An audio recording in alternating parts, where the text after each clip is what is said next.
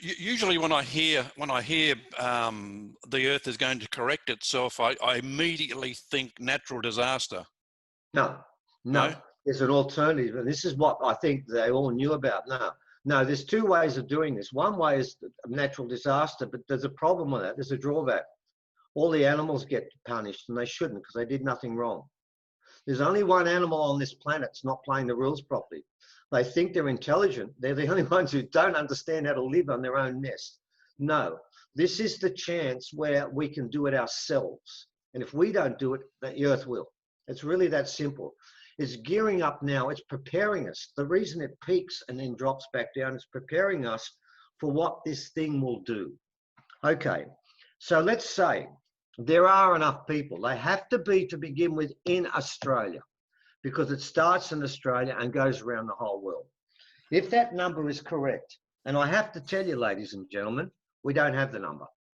I know what it is, and I'm not allowed to say it, but I can tell you it runs into 6 figures. We're talking 100,000, 200,000, something like that, of people who are completely not damaged by what's taking place right now. And there aren't that many people in Australia. Honestly, there aren't, because people are fearful everywhere. So if there is that number, let's just assume, let's look at the good scenario. There is that number. What then takes place, and this is the one part that everybody, and strangely enough, that even includes Dolores Cannon, everyone's agreed on this part. I don't understand it because I'm a scientist, but I have to give this information because I've had every elder, 15, 20 of them, they've all said the same thing and they don't know each other. The Earth splits into 2 vibrations for a period of time. There is a lower vibration, which is the 7.8 that we live on from day to day, and a higher vibration of 150 to 200. And they both resonate at exactly the same time on the same material plane, which cannot continue to happen. That breaks all laws of science. Each soul will be drawn towards the resonation that sits with their soul. Okay? Now, if you're, I'm not saying that every CEO is going to be like that, because that would be being prejudiced, and that's not the case. But if you're of a lower vibration, I'll use an example. If you're a Bill Gates, that's an easy one because there's no question marks with that. Then your soul will go towards that lower vibration. If your soul is strong and it's powerful and it's positive, it will go towards the higher vibration. And what I've been told, I'm getting more information about this over a period of time, and it won't be minutes. It will be days. It might even be months, and it could even be a couple of years. Each person will be drawn closer and closer towards one or the other way.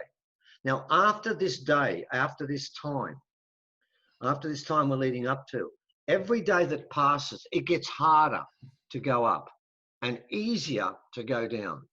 It's not to say that people past that point still can't change and move one way or the other. I'm only starting to learn that part. But then there is a point in time where that separation becomes so great that you see those people in the corner of your eye, like a shadow, and they're still there.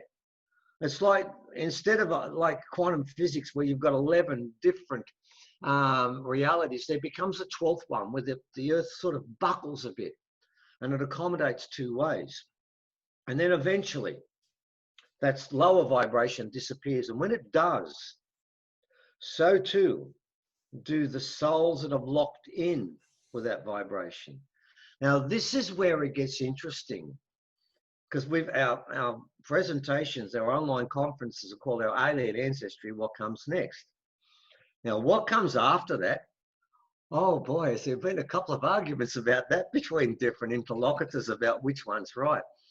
And the answer is, I don't think we really know for sure, okay? Because there are 3 different theories I've heard. Now, one we can dismiss. For a while, I was told, it was given to me more through a misunderstanding and not presenting the information properly, that the souls on the lower level would be destroyed. And when I was told that, I couldn't accept that. I can't believe that something that was created at the beginning of everything could be destroyed in any case. Now, that's wrong. That is incorrect. That's not going to happen. My understanding and what I've been told is it's one of two things is going to take place for those souls. The one I'm less, but I'm going to mention it because it's come from a highly respectable source and it could be true. And I've got to tell you, the group that told me the other one said, oh, that could be right too. So we don't know. One of them is that all the souls that did not, I don't know if make the grades the right thing, but step over the small bump that we have to, it's not a hurdle this time, it's just a rock, that didn't get past that. Their souls go into what Jung would have called the collective consciousness, and they become white clean. All their experiences, everything they've learned disappears, and they lose their identity, but not their energy. And then they come back out of that collective consciousness again and start as a new soul. That's one story. The other one, I'm more inclined to think, I think that's correct, but that is just a personal opinion, and I don't want to upset the elder who told me the first one. Because I'm not taking sides. I'm just telling people what I'm being told. That's my job. And that is that the people who didn't make it incarnate on other planets with the vibrated 7 and 8 and 6. And when they've got those final things they couldn't get, then they come back here. But they can't incarnate here because it's going to be revolving at 150, 200. And if they did, their soul would basically, their body would be destroyed when they were born. It's too dangerous. This planet will evolve from kindergarten to a university. And what people need to understand is, you know why they're all here? Because what happens here resonates not just in Australia, it goes through the world and then goes through the cosmos. This is a dividing line everywhere. This is a major event, and this is what they've been calling it, I've heard that a lot, that takes place in Australia, that goes to the world and then spreads everywhere. Now, what happens is if that takes place, if we get that split, Uluru is charged up. It goes to 5 sites in Australia. I know 3 of them, and I don't know the other 2. One's up at Kimberley, one's down near Carter, Kangaroo Island, Grid Point 44, one up in Armandland, then one at Carryong, one at the Standing Stone site. Then, from those 5, all the elders call it the Rainbow Ridge. Then it goes across to New Zealand. I don't know where. I was talking about that somewhere yesterday, and they were telling me about somewhere in the North Island. I think it could be there, but I don't know. It's not my business. Once those 6 sites are charged up, it's like a spider web. Every ley line on the planet then gets charged up. And then the whole of the planet starts to charge itself from within. And then what happens is you'll find that the wobble that's in the, as you know, our rotation is wobbling and the Earth is starting to tilt over. That will slowly start to rebalance itself and reset itself as we do. It all happens at the same time. Now, the interesting part of this story, Dean, relates to when I met this interlocutor for the first time when we spoke about this, and we spoke about quite a few things. I've got to tell you, it wasn't a particular cheery or happy conversation. It's about the extinction of the great majority of humanity for a period of time. But not extinction, I mean the body, but not the soul. The soul does not disappear. And the other point you've got to remember, whatever's left on this planet, they will have children. Well, where are we going to get them from? Because we're filled up, we're taking, everyone is supposed to be here. Where are we going to get the kids from and the grandchildren? They've got to come from somewhere. Now, my understanding is this. We had the conversation finished with, and I said, well, tell me, what percentage of the planet of humans will evolve? And for the first time in the whole conversation, Tim smiled. And he said to me, well, you give me a number. And I said 25%. I said, because I know a lot of people don't get. There's quite a few people who think the things we're talking about, Dean, are ridiculous and stupid, and they make the majority of people on this planet. That may shock you, but it is true. I said, look, I know there's a lot of people like that, but I said, I know a lot of people, humans, a lot of people really do understand love. I said, that's what they came here to do. He said, so I'm going to say 25%. And he looked at me and laughed. I said, what, too low? He said, oh, no, not too low. He said, go down. I said, oh, no, really. I wasn't very happy about that. I said, well, I'll go to 10%. I'll put up with 10%. And he laughed again. And he said, you go low. I said, no, man, I'm not doing that. You're wrong. By the way, you don't ever try and argue with elders when they know what they're talking about. It's a waste of time and you make yourself look like an idiot. Anyway, I said, no, you're wrong. You're wrong. No, I can't accept that. I said, you tell me. He said, 2 to 3%. I said, So, well, you tell me 98% of the people here right now won't make it. He said, absolutely. so we'll be about 200 million people left on the planet. That's what I said, because I did the math straight away and I came up with some shocking numbers. And in Australia, before the white fellas came, we had about 1.5 million. I figured out there'd be 500,000 left. It's not enough to run the country. And I said, no, man, you're wrong. He said, why am I wrong? I said, right, then I'm going to pick you on this one. I said, first of all, I said, look, when I got cursed by the skulls, because I've got a Pleiadian skull and they tried to kill me and I was nearly dead. I had people I play tennis with that don't understand this stuff. And I told them I'm being cursed and I thought I was an idiot. They rung me up and they were genuinely concerned about my welfare, and they really were. And I said, there's people like that. He said, oh, really? He said, you come to this planet to incarnate. 2 lessons. That's all we want from you, 2 lessons. 1, to understand love and magic, and 2, to understand why you're here. Don't you understand?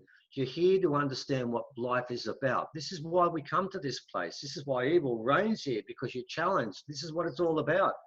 And these people don't get it. And you feel because they don't get it, but they're nice people, somehow they should come forward.